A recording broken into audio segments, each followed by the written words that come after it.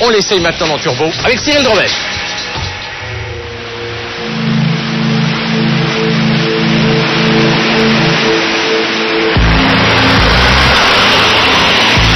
Toute résistance devient futile.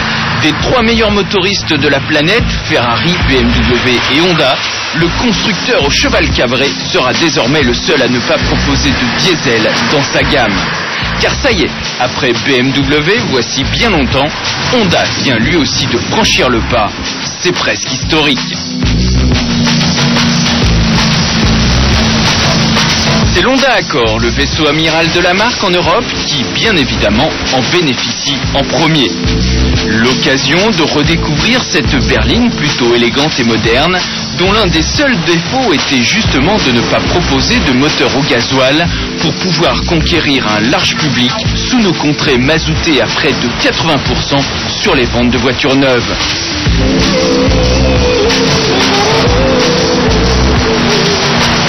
Maintenant que cette erreur de stratégie est réparée, cela permet d'admirer également l'habitacle confortable dont la finition nous rappelle que les Japonais savent, des fois, faire aussi bien que les Allemands. Avec une mention spéciale pour la ligne d'équipement exécutive qui intègre l'ensemble des options disponibles, y compris l'intérieur cuir, le système de navigation sur DVD avec écran tactile, le toit ouvrant électrique et même les phares au xénon. Mais il porte le prix de l'auto à 30 400 €.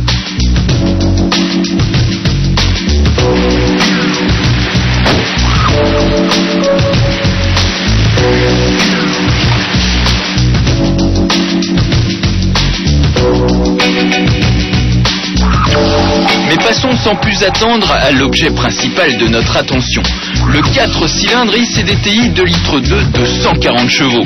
Il offre toutes les dernières évolutions en matière de diesel, Common Rail de seconde génération, 4 soupapes par cylindre à calage variable, des termes techniques qui veulent simplement dire que ce moteur démarre sans préchauffage, offre des accélérations impressionnantes tout en consommant très peu.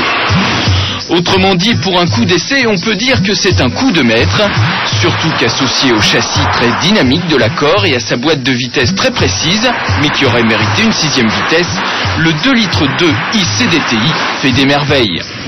Seules les petites routes viennent à bout de cette avaleur de kilomètres, au contraire très à l'aise sur autoroute.